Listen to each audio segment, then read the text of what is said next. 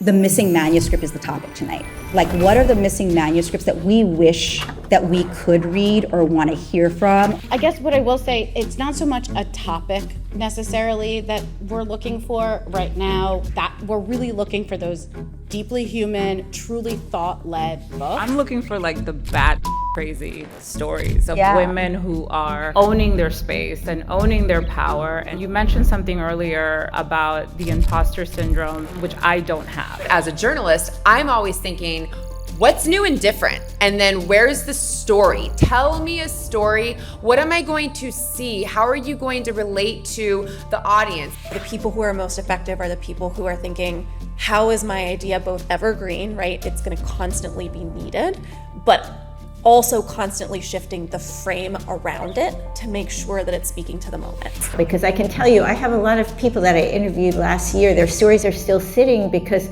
the person is interesting, but it's not tied into anything that's going on right now. So they always go to the back of the line. The ones that get to the front of the line are able to make me see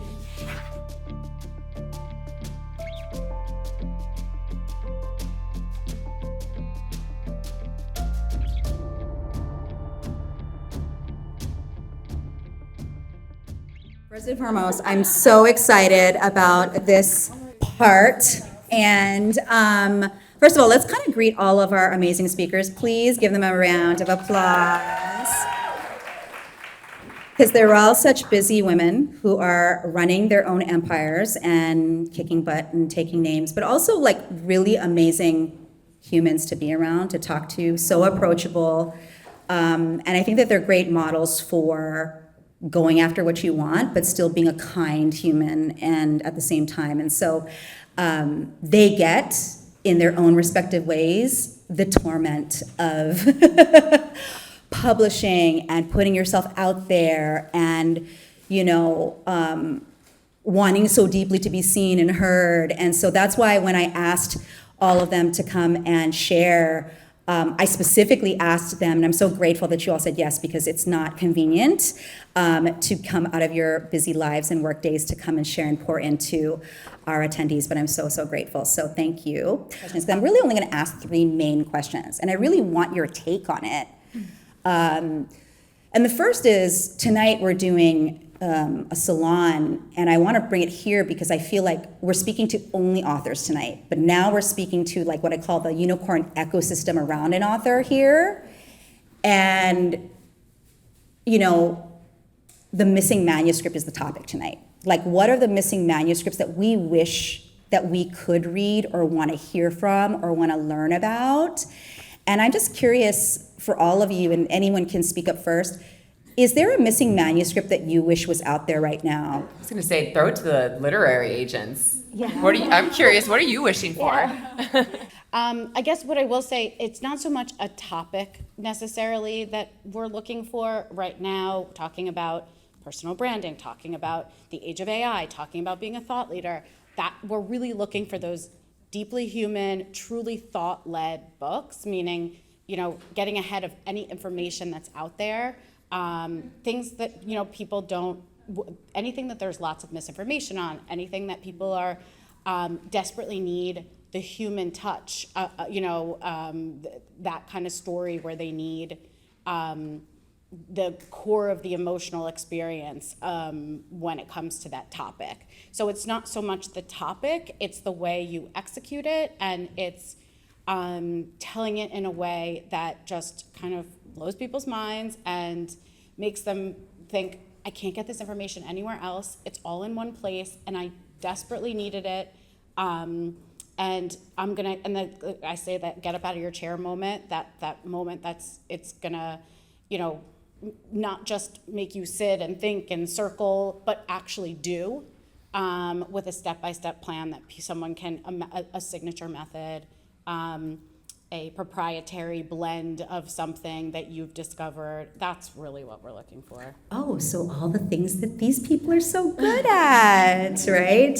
But actually, I want to jump on that because I think I'd love the perspective. So if this is the type of book that the world wants, what is the media take on it? Like, how would somebody pitch an idea to you to say, I want like cover it. I mean, I think this would be valuable to your audience, or how can I find a win-win way to collaborate or commiserate, or like, what does the media want to hear? What would a journalist cover? What would what I call like an innovative hybrid media company that Vanessa has really been pioneering, like from your perspectives, what should they be thinking about as Kim and Margaret named the next books that they want to find? You forgot to add, because this is as of last week in my bio, that I'm now a restaurateur. I just partnered with partnered with my mom in the Dominican Republic, and I own I can't believe I'm even saying that out loud, 2 restaurants. But it's very exciting. To kind of answer both questions in one, I'm looking for like the batshit crazy stories of women who are owning their space and owning their power and not being shy about, you mentioned something earlier about the imposter syndrome, which I don't have. I just like, I overcame that years ago, because we need to be able to be the examples that other women need to look at and see, to be inspired, to feel motivated, to be able to say, let me, get up out of your chair and like do.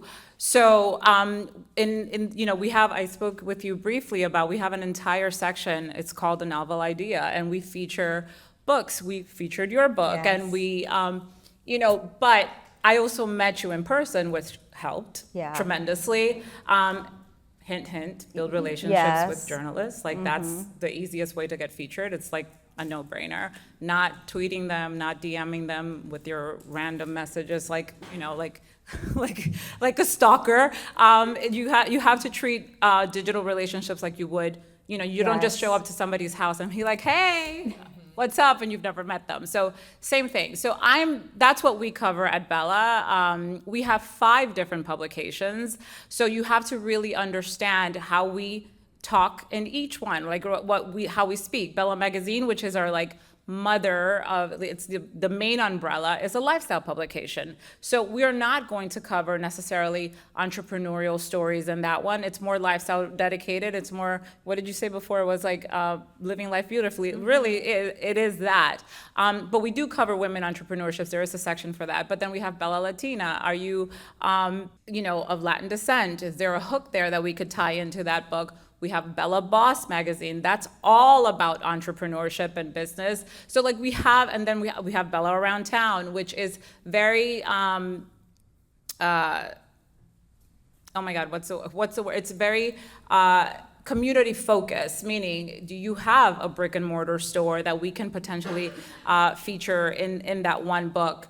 And then Bella Insider is all reality TV, and I don't know if anybody here is reality TV, but that's, we may watch it, but that's all very reality TV focused. But understand who you're pitching, what is also a huge part of it. I can't tell you how many times I've met someone at an event and then they'll follow up and their lead-in is, I've been featured in blah, blah, blah. I don't really care how many other publications. How is your story going to be unique to our audience? That is so, did you guys catch that? Because a lot of people are taught they should lead with that to impress you. And really, they want to tell stories that fit their audience. It's making them the winner too in presenting it that way. And then at the bottom, by the way, I'm not new to this. You can trust me that I'm not like the first, they do want to, it's nice if they see something. And I'll add also this, which is something that is one of the biggest pet peeves that I have and I've learned over the years. Please do not send a cell phone picture. Like, just don't. Don't send a cropped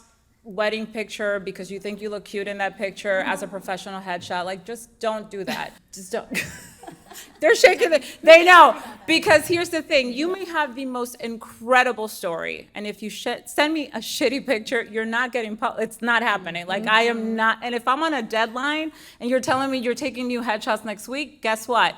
Next. Like, thank you, bye. So be ready for those moments like that. Because I know that it sounds frivolous and like stupid, but it's not. I'm not going to print a shitty picture in my magazine, period. So take those things into account. I hope that answered that. It was so helpful. Wasn't that helpful? Yeah. I love that. I want to say I have a pre-publicity checklist for that reason. That like, if you want to work with me, you have to have your professional brand shots, and it cannot be on an iPhone. You need to know what your message is and why you want to get media. But going back to I guess I'll combine my answers too. Because I read a lot of manuscripts as a journalist, but as a journalist, I'm always thinking, what's new and different? And then where's the story? Tell me a story. What am I going to see? How are you going to relate to the audience? That goes back to knowing who you're pitching as well. Know your audience is so important, but what is the story that you're trying to tell? What am I going to see in addition to what I'm going to read? So let me give you an example. Right now, everyone knows about the government shutdown, and we work with a military nonprofit that has had lines out the door for their food distribution centers because the military is not getting paid right now. And we have Wall Street Journal, CBS News, NBC News. Guess what? They're all coming to cover the food distribution when it opens on Thursday because they want to see the lines. It's not about... I always say this, and don't take it the wrong way. It's not about your book. It's not about your organization when it comes to pitching the media. It's about what are we going to learn, what's new and different, what's timely and relevant to the news cycle, especially when you're dealing with traditional media. And that could be news of the day, news of the hour, of the moment, but you can also think long lead, more evergreen stories like holiday season, new year, new you. But truly, if you have hopes and dreams of getting into traditional media, you need to think like a journalist, you need to think like a producer. Big idea, what's new and different. And I have read a lot of manuscripts that, yes, we all think our book is new and different. They're not. I can promise you they're not. So do your market research as well. I am a journalist, and I also am a book coach and ghostwriter in addition to being an author myself. And what I always look for when I work with someone is someone who is so knowledgeable about their topic, either because of their lived experience or they're an expert in it, that they understand what the conversation is in their field and they move the story forward. And they're not saying the same thing as everyone else. And it's a long game. I mean, Jen talked about that. If you're looking for quick media hits and you hire a publicist for 3 months and you think you're going to get into all these publications, you'll be very disappointed. But if this is your life's passion, your life's work, and you care about what you're doing, you will have a pocket of genius and originality, but you have to invest the time in figuring out what that is. Then you also have to piggyback on what's going on right now, because I can tell you, I have a lot of people that I interviewed last year, their stories are still sitting because the person is interesting, but it's not tied into anything that's going on right now. So they always go to the back of the line. The ones that get to the front of the line are able to make me see why it has to be run today, this week, next week. It can't wait any longer. So that takes some strategy, to Jen's point.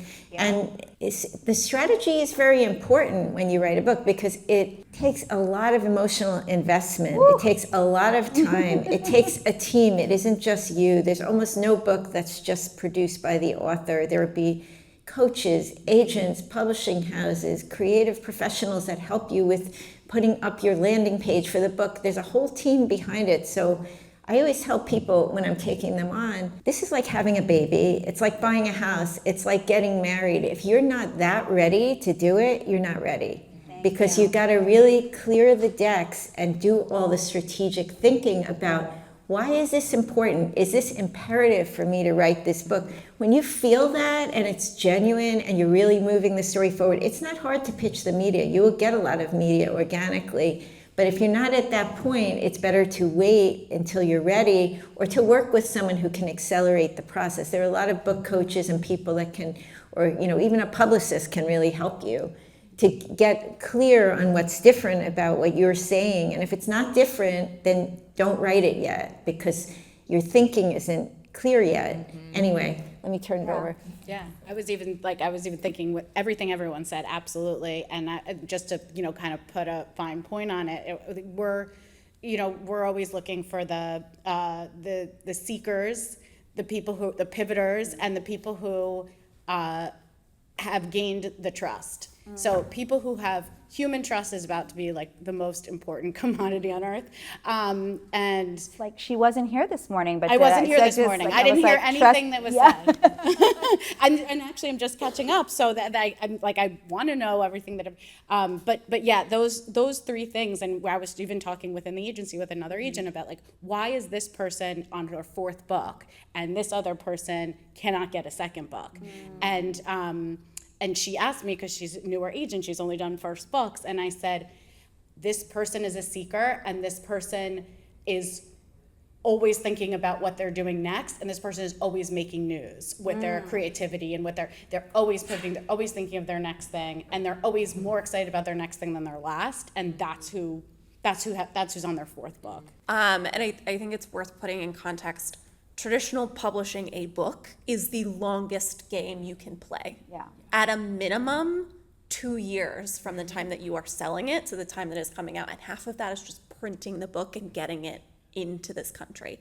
And so, the people who are most effective are the people who are thinking, how is my idea both evergreen, right? It's going to constantly be needed, but also constantly shifting the frame around it to make sure that it's speaking to the moment.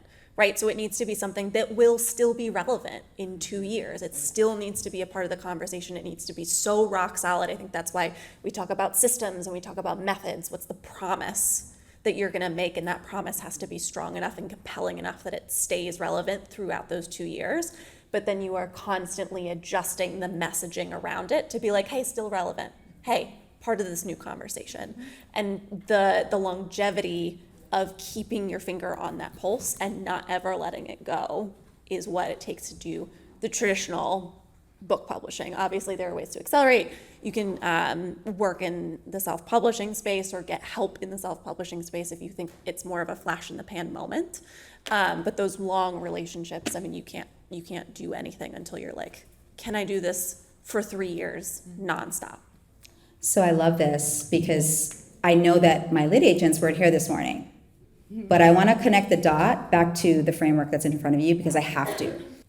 Remember I said that a book proposal is not a book proposal, it's a business plan? Yeah. And actually, if you have a great lit agent, some people don't realize this. Lit agents, obviously, they get paid when you get paid, so they really are your advocate. So there's an incentive financially, just to be clear. So I always tell people they're so scared, like, I'll take the first lit agent. I actually, there were a couple lit agents that wanted to work with me, and at the end of the day, I went with Kim and Margaret because I felt like they saw me, right? And actually your lit agents have to care about you. So does your PR person. Oh my gosh. They actually have to show care that you're not just a commodity, but here's what helps them. This is what I was going back to is I had, and I'm just going to say it. I'm going to name names, but I'm going to say something. And that is I had a jacked business book proposal. I am surprised they wanted to rep me.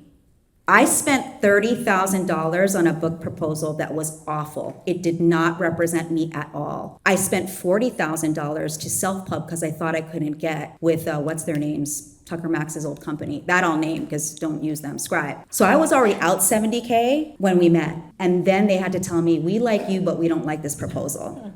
Literally, they said it nicer because Kim and Margaret are so nice. They're like, we sign people. That's yes. Huge. Thank you. That's a huge, more and more than ever before.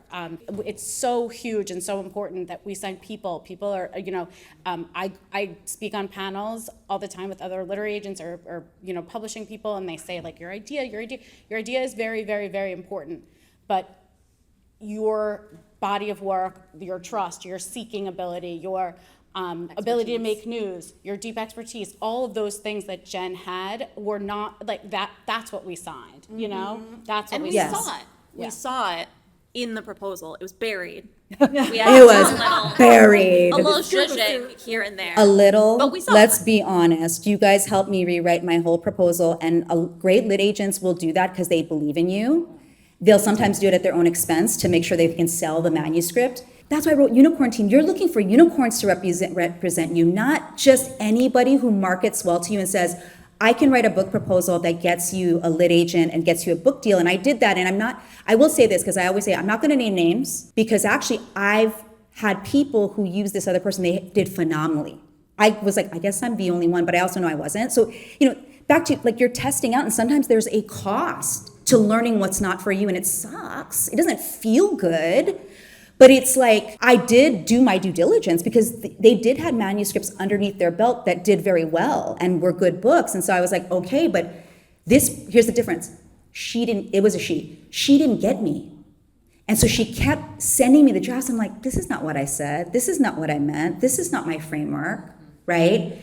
And I just do you get that? This is why your strategy up front and treating your book proposal as a business plan with that mindset helps you find a lit agent that sees you and goes, oh, I see what you want to do, and I also like see what this idea is, and I like you, so let's go zhuzh it up for the publishers that we think will fit this book, right? That's what their job is. They're looking for the right fit too. It's a dyad. It's not but if we come with this energy of like small energy, instead of, they want to meet our big energy. That's my point. Unicorns want to meet unicorns. We don't want to meet donkeys dressed up like unicorns. Right? Because you've been manufactured to create your social media. You've been doing what it's like, show us you. I love that Vanessa's like, I want to see the cray. I want to see the real you. And I want to like meet you in person, see how like, that's why this way of being and doing, and then you automate and digitize other things. But if you don't automate and digitize the real you, you're only now flexing the fake you, and real people who help us make these deals aren't looking for that. And I love the cycle of the news, because I want to say one more thing. That can be very stressful. Have any of you guys ever like pitched and you're like, it's the current news cycle that you have to follow? Here's why, if you do it through the stack and understand your strategic plan, now you don't have to worry about the new news, because you'll just get those and go, how do I translate my current frameworks into that? Instead of it being like, how do I keep pitching something different?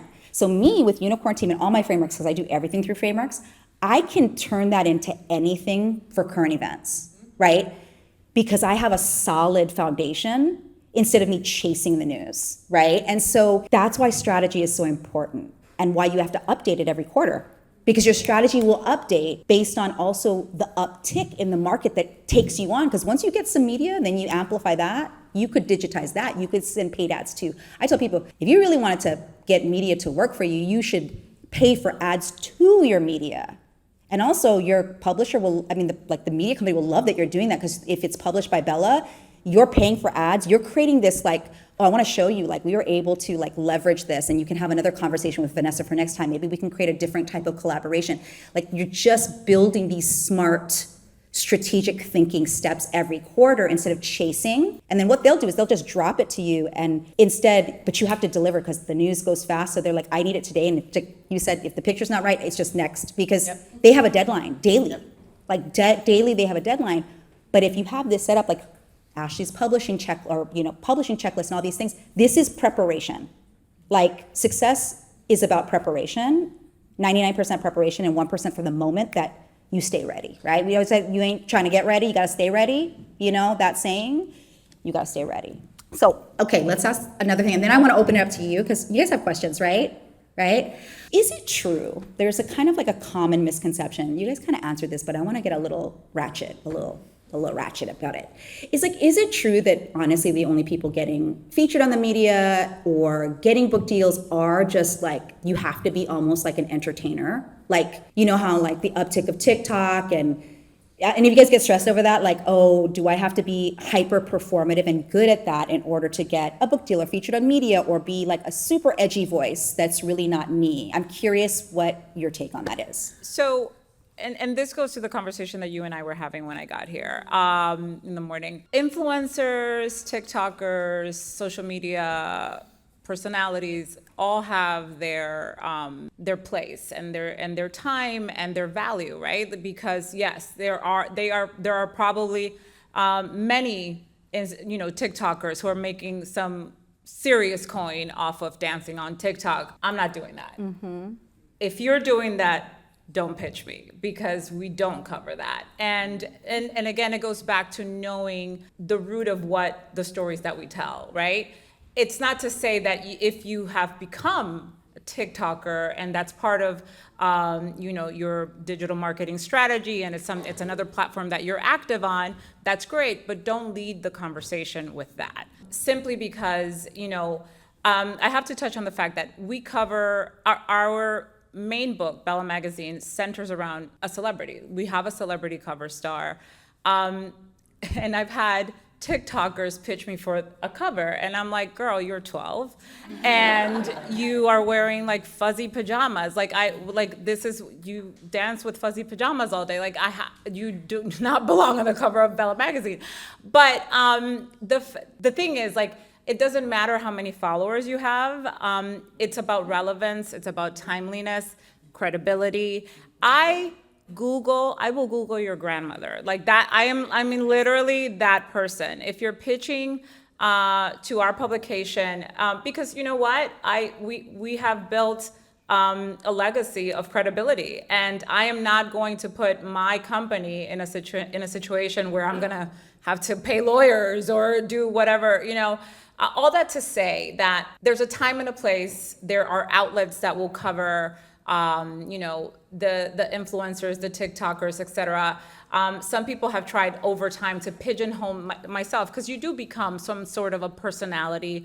You know, I own the fact that I do carry a name. I do carry a brand that has allowed me to open a lot of doors, not just for myself, but for the people that work with me, the people that I featured, etc. But that comes with responsibility also. Like, I can't be a fool and think that I'm gonna go. I've done the TikToks with my team. You know, it's part of our social media. But like, that's part of our social media strategy for entertainment. It's not what we lead with ever. That's the point. We don't lead with that. Again, if you're starting your pitch with that, it's not gonna happen. Like, it's just not gonna fly. We want to see the impact that you're creating, and it could be very hyper local. We have covered, you know, a mom and dad who are, you know, baking cookies, but they've, you know, have helped feed hundreds of people in their community, et cetera. Like, there's a lot of really incredibly genuine stories out there, but it's how you position them, the timeliness of them. One thing that I did forget to say before, and I apologize, but I want to share that, because if you are thinking of pitching us, we've made it so easy for people to pitch us. We have themes. Every issue has a theme. Do not pitch me for Christmas if it's February. Like, it's just not gonna happen. So, but again, do your research, find out a little bit of more information, and arm yourself, you know, to go to the pitching war, because it is a battle out there. You have to do it consistently, but just know just know who you're pitching to. But again, because I've rambled a little bit, because there's just so much. There's so much. And I also, because here's what I'll say. In the industry that I work in, influencers have disrupted, you know, traditional media, period.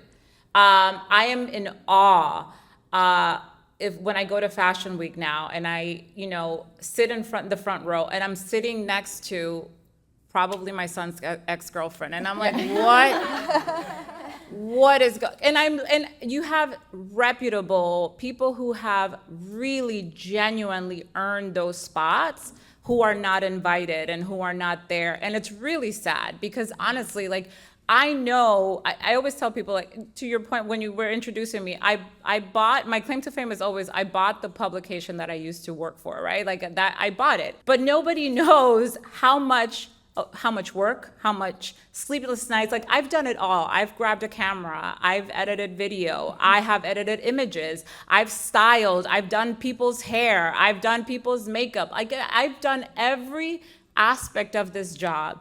And then to go to a high profile event, and I'm like, I'm in the wrong business. Like, what the fuck am I? What the fuck am I doing here? Like, what? She's 12 and she's like, it's really. But to your point of AI, and I think it's all a trend. I think we're going back to basics. Yep. We are craving it. Gary Vee said it the other day. What AI is forcing us to do is to go back to traditional things that we, you know, forgot about. Think about the pandemic. You know, we went back outside. We went back to actually reading books. My subscription rate went through the roof during the pandemic. When people thought I was gonna go out of business, I was like, wow, people are actually reading, which is incredible, because at the end of the day, there's scroll fatigue. Like, there's only so much you can actually spend in front of a phone or a computer during the day. You need a reprieve of some sort. And if you really love to read, you're gonna go back to a book. So I rambled, but I hope I answered, because it's just such a there's so much, it's a loaded question. It Well, really is. It's a loaded question. See, that's the thing. I just want to kind of Yeah. need that. Do you see how there isn't one answer? Because there's no listicle that can make you build the business brand and write the book that you want. You have to be thinking and understanding this is how it works, and work harder at being strategic of how you do the thing. Because, and I'm also, how many of you are so hopeful and excited to hear about this return to real, right? This return to belly conversations, the return to actually covering lifestyle stories that talk about feeding people and helping people, and not just, taking a Volvo,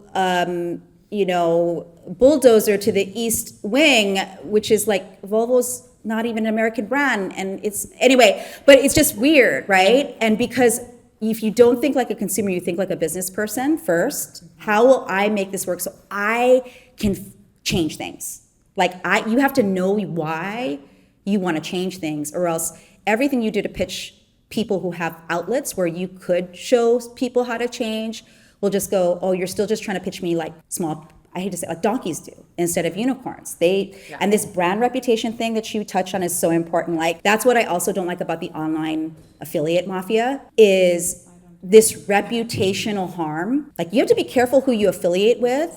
And if there's a breakdown, you have to know how to repair. And a lot of people don't have these skills because they've been told transactional. People who say they're trying to be transformational are actually transactional. It's just driving me crazy, but we can all change it together if we follow these guidelines. Like, literally they're telling you, right? I mean, I didn't make this up. I'm not trying to be right. I just want you to understand, like, this is what it takes. So you have to ask yourself, do I want that? Or go buy a gas station in the Mojave Desert.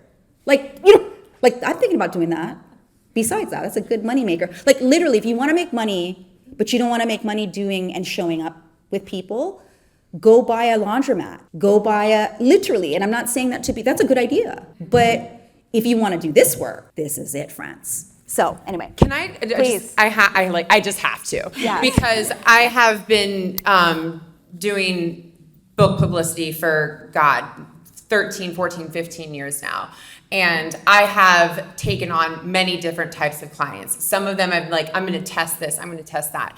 I will tell you, I have gotten self-published clients on national TV without big media followings for the exact same reason that Vanessa's talking about. They're credible experts. The journalist and the publicist has done their due diligence and their research. Versus, I once took on a YouTube star thinking, oh, this is growing. I want to be on the cutting edge of this. Nobody wanted to book this person. Nobody, they don't care. The media does not care. So I always say, put your blinders on. There's always going to be competition. Social media is an assault on our time and on our energy. It is an assault. And you don't need to be spending your time there. You are an expert. So where have I been the most successful? It's with folks who have credibility. Whether they are academics or not, your credibility can also be your story. Perhaps you have built a brand and a business based on your experience as a mother of 4, as a mother of 5. That's your credibility. That's your story. Leaning into that, they do not care. I've A/B tested this many times in subject email lines. Over 1+ million followers. Nobody cares. I promise you that. So I just had to. We could talk all night about this. I mean, Well, Really? I want to respectfully disagree a little bit with this. I do great. care, but I wouldn't write about an influencer who is famous for dancing on TikTok, but I'll give you an example because I write for Forbes and I have focused on entrepreneurship for, I don't even want to tell you how many years, a long time. And I have narrowed my focus more towards the micro business in the last few years. And I'll give Graham Cochran as an example. He is kind of an influencer on YouTube, but what he teaches people is how to use audio. It's not very sexy, but he has a huge following. And when I heard that, I thought, wow, that's kind of interesting entrepreneurially, that he made a very dull technical topic into something that people want to follow. So that's an example of where you can be kind of geeking out on a subject and it would attract the media, but just superficial fame or stunts or wearing bikinis on Instagram, things like that don't interest me. But I am interested if there's a real business behind it, where this has piggybacked on the business. But, to echo what everyone else is saying, we check people out. Someone who just has superficial fame, we don't want to risk our reputation writing a story about a story that's going to blow up. So when you're pitching, the thing to think about is you need the expression steak and sizzle, or I'll say tofu and sizzle for the vegans in the room. But you need both. You need something to say, but it doesn't mean you want to be deadly boring either. If you're a fun person, you can let your personality shine. You're funny. You're visual. All the aspects that make you make the story better. And if you have creative ideas on how to make the story really shine, I think we all welcome that. But you do have to be prepared, and that's where I think people think they're wasting money on a publicist. Sometimes you're not, because there's about 100 things you need to know before you pitch the media. I have the same issue with the photos. People think there's a photo step. There was when I worked at Fortune, and we would send a photographer on site and do 6 pages of fantasy. photos. Those were the good old days. Done. It's gone. You need to invest, and you can go to Glamour Shots for $200 and get a really beautiful set of 3 headshots and 3 different outfits. You should have that ready. Have it ready, because you shouldn't ever be pitching without photos. And you should really have a clear storyline. It should be built on your credibility. And I think one thing I have noticed about women is they're very disciplined about pitching in their area of expertise. I think men have had a lot more latitude in terms of what they're allowed to talk about publicly. So sometimes you'll have a business owner like the My Pillow guy, who will feel he can talk about politics. Whereas I don't think many women would do that. And I notice with my ghostwriting clients, they feel they have to have a PhD in the subject before they utter a single word. Whereas men will often feel more comfortable just sort of riffing on something that maybe isn't their core discipline. I'm not saying it's right or wrong. I'm just saying that's really what we're looking for in the media, is people who know what they're an expert in and speak to that. And the thing to think about with a book is a creative work, it's an artistic work, and it's a product. And you need to be inching forward on both fronts simultaneously. And where I think, because sometimes I help people with book proposals and pitching literary agents, the agent wants to know that you're not going to promote it for just 1 or 2 weeks and then say it's a waste of time. You need to be promoting it 2 years out. My first book came out in 2018. I'm still constantly on podcasts talking about it. I never get tired of talking about it. That's why you have to pick the right topic. I'll bore your head off talking about $1 million one-person businesses. I'm very passionate about it. So that's what you need to look for, is what are you so passionate about, and what are other people interested in? Because it's a conversation. If no one was interested in the $1 million one-person business, then I wouldn't have been on the Tim Ferriss show. I wouldn't have done a lot of the things I did. But people are interested, and that's where your experience tells you what to write about. You all have a lot of experience in whatever you do, and there are probably questions people ask you over and over and over again, and you're thinking, I should really write this down because I'm tired of talking about it. Apparently no one else knows this thing. That's the kind of thing that turns into a great book, but you don't want to repeat what other people are saying. It's like, what can only you say about this, and where can you bring a voice to it, and where can you make it interesting, fun, dramatic, meaningful, and connect emotionally with people? Then it's not hard to pitch, because it's just so genuine to who you are. I mean, I know with Jen, I've known Jen for a long time now, and I knew her from covering her. But when she started talking about the book, she's really passionate about her methodology. It has worked for her, and she thinks about all the intricacies constantly. And she did before there was ever a book idea. Yeah. That's what you want to write about. That's what will allow you to persist when you get rejections, when agents don't understand it, when you have to go back to the drawing board, when you wasted $10K on a book proposal or whatever it is. 30. Yeah, 30. Yeah, I mean, that gives you the staying power, because it's really, you know about it, you're passionate about it, you love talking about it, you love to share, and also other people are echoing back to you that they're interested in it. Then it will not be hard to persist, but the real work is on the idea level. In the beginning, it's finding the idea or having it find you. Then all the rest becomes easy, and that could take 10 years. So I think when you're in the room like this, you might feel like, oh, I don't have my idea right now. as long as you're still alive, you can work on it. So you want to get the gears turning now, but if you think of it in 2 years and that's the right time, it'll still be the right time. One more thing, because we will have to wrap up, and I want to, who has questions? Okay, great. So I want to take some questions. Actually, can we do that? Just because we're going to run out of time. But you want to say, is it quick? Book publishing is a dinosaur. So everything changes really, really slowly, and they used to value really heavily follower numbers on social media. They thought this was going to solve all their problems. They were all going to know when they picked up a book that a certain number of people would convert from that. Didn't turn out that way.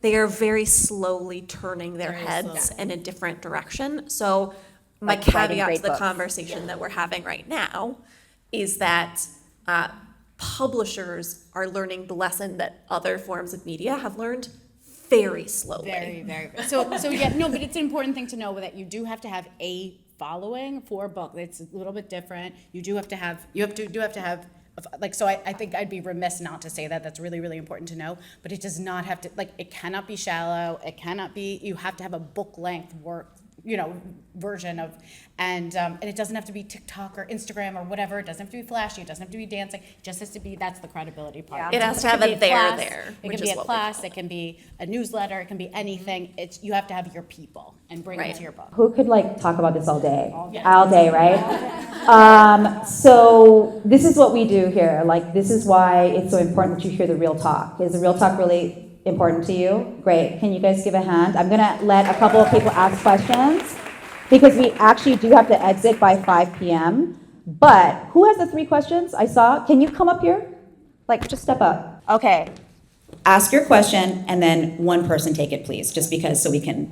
Stay on time. So, if your IP isn't what would be potentially perceived as very kind of sexy or shiny, so I codify IP and turn it into diagnostic assessments, I'm big into data analytics, doesn't feel like something that is like overly shiny, sexy for people to read about. What would your best advice be to put fancy wrapping paper around that so that people, if I were pitching to say, like, please, speak about my work, or here's how it would help your audience, what would your best advice be about putting wrapping paper on a not very sexy topic? This is my dream question. Super sexy. I think it's super sexy. I run into this problem where Kim's like, okay, but like work on it. So actually the wrapping paper is like what I do. I like data, I like science, I like history, and all of those things seem very unsexy at the surface. It's the human component. Where's the story? Bring the case studies. The bring story is that real most of the people who talk about this don't look like this. Yeah. They don't have a vagina. They're not geeky former Ernst & Young consultants who actually pivoted to like how data actually like moves people's decision. There's all kinds of really cool stuff we can wrap paper around, and I'm like, so it's not about that. It's actually, you have a lot of approachability and authority stories. That's the wrapping paper, is the approachability and authority story. It's the human. It's not true. It's not Yeah, true. It's not real. I've had success pitching data-driven books to specific audiences based on the journalists that cover this. Answer is not a problem. You're good. Okay. My question is similar to the question earlier, but now we have, the publicists and people who are pushing book subjects. I have an astrology book coming out in September, and it's astrology for personal branding, for empowerment, for leadership. And I'm a 20 years business person. I come from branding and web design and strategy. And I want to know, how do I position and pitch my astrology for business book so that this will get seen by wider audiences? Because, 60% of humans believe in astrology. And then the others who don't, who are in the media, like dissing astrology and like, I don't believe in astrology, astrology is pseudoscience. But yeah, how do I do that? Go ahead. Like, one person answer, please, and then. Honestly, I had a pitch like this recently. It's not a book, but it's an astrologer, a business astrologer. And what I suggested to him was, what are people asking you about? And he works with a lot of wealthy and famous people, and it turned out they're asking him about things like the stock market, whether their job is going to go away. And I thought they're kind of a mirror of society. So you could look at it that way, like what's on people's minds right now in business. As an astrologer, you have a very interesting window to that other people don't have. You can talk to Margaret. Just talk to Margaret afterwards, because Margaret has, this is a big chunk of her spirituality. Well, here, can I make a recommendation then? I think we should do a little masterclass in TLC about it. Can we talk about that? Because this spirituality meets data thing is such a big trend. I love the intersection, the inflection point. Those are, right? Think about the two opposing views, right? Science versus spirituality, inflection point. What if actually they were the same or they were integrated? That's an interesting idea. So anyway, okay. So I feel like, Maeve, I have a not so sexy book topic. Not real. Thank you. But how does one decide whether, and so because of that, I feel like I shouldn't traditionally publish, I should self-publish. How does one make that decision of whether you self-publish or traditionally publish? I have a take on that. Okay, so first of all, self-publishing is for building your business or a one-time idea that has temporary appeal, as I think Kim said. So if you want to go faster, you can do self-pub, and Ashley gave some good news. She's been able to represent self-pub at traditional media if it's in the right wrapping paper, right? I love that metaphor, Maeve. So point is that back to strategy. What is your goal? Do you want this book to help you get clients right now? And you don't want to wait 2 years, and you go self-publish the book, get it on Kindle, and get it done. And then start running a funnel towards it to get clients based on your expertise. But if you want gravitas and you're buying into what we're talking about right now, that the 2 to 3 year game is people are coming back around, and why traditional and hybrid publishing is so sexy to me for thought leadership. I think self-pub is great for business expertise. And expertise is different than thought leadership. Expertise is part of thought leadership, but thought leadership is not a synonym for expertise. So I tell people, go ahead and self-publish your book and run a funnel towards it, or use it as a business card when you meet people at networking things and say, hey, I have this framework that helps X do Y, right? That's the thing. You may not want to even get publicity for you. Maybe that's not where you go. You go to, remember in the success stack, what will actually move the lever to get clients, and then go, I'm going to let that fund too some of the expenses that Elaine talked about that you have to think about when you go and pursue your thing. I want to bake into my book proposal and business plan, if I'm working with my agents on my next book, and say, I want to get this amount of advance. So what is it going to take if we did that? How should I craft and think about it? And it's not guaranteed, but I'd rather spend my time going, what are the expenses for this next book I want to have? I want to have triple what I got so I can afford a top-notch publicist full-time 7 months ahead of time. I want to tell my lit agents, this is why we're going to win. And I want my lit agents to tell the publisher, this is why we're going to win. Because it's based on strategic, not just the numbers too. The numbers are there, but it's also we're going to invest early. If you give us the deal now, we're going to invest early. We're going to make this book a hit. So it's what you want, because traditional and hybrid publishing is good for gravitas. It's good for, it fact checks. And if you want to live a world where we fact check again, that is those two routes. But you know that you have the longer game, not just because it's definitely a dinosaur, but because those are put in place for protection too.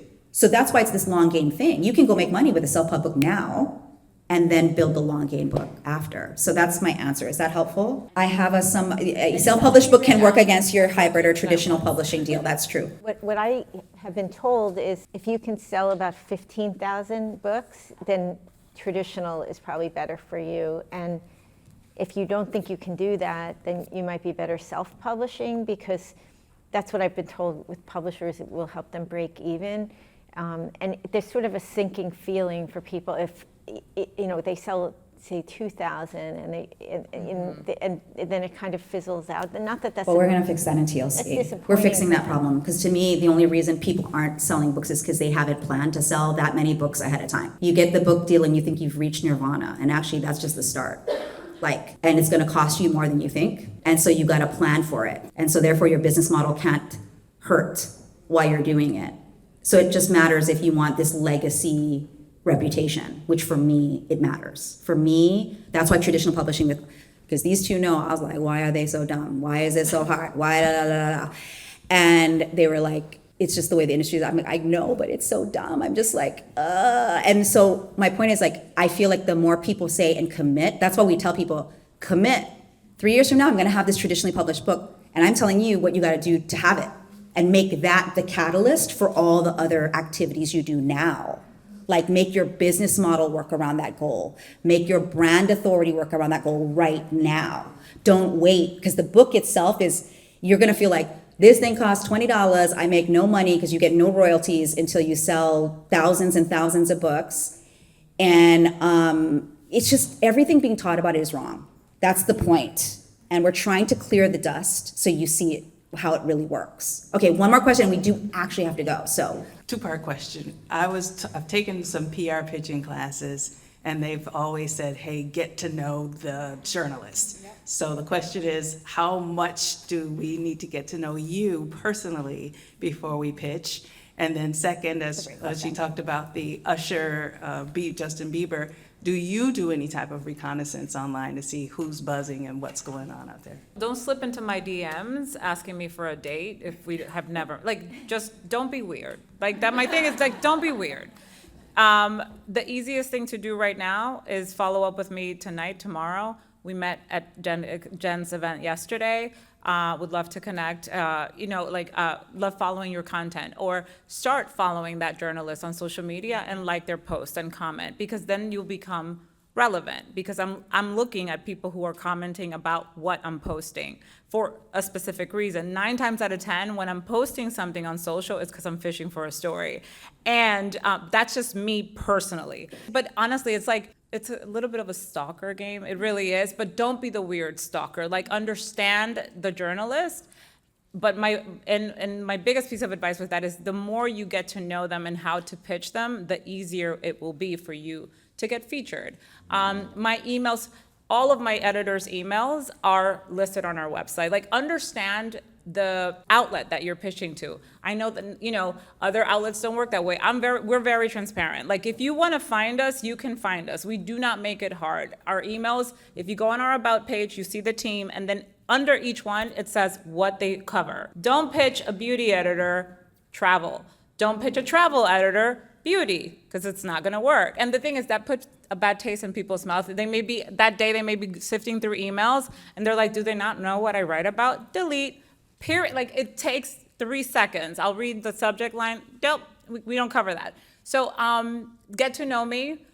Don't be weird. And we're gonna be regular. Be like, but be the batshit crazy that I'm looking for. So in it's that that regard. mix. It's a little bit of a mix. So in wrapping up, I want to make a point. I met Vanessa at a dinner for my birthday. I mean, not my birthday. It was my book birthday, right? My book launch. And we were at Gloria Felt's house. If you don't know who she is, she's the former CEO of Planned Parenthood. And it was a really inspiring night, and we had really juicy conversations. And most of us were kind of newish to each other, but it's like, when you can get into a room like this too, and like just connect and be, when I say be regular, like be your regular self is the point.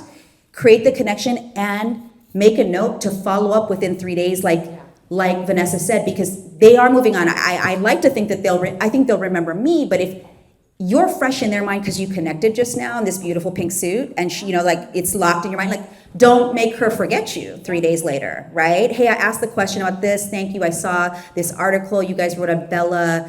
I would love for the future. I have similar things that could, like, that article seemed to really be relevant to the way that my frameworks help support the reader, blah, blah, blah. It's like taking that extra step.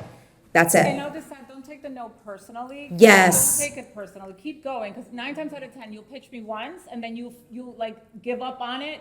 Follow up, because maybe it's a no in this moment, but it could be a yes 3 months down the line. Yeah, no is not yet. No is not yet. Write that down. No is not yet. And, that's the key. Because, you're going to face a lot of rejection, but that's the strategy, Jim.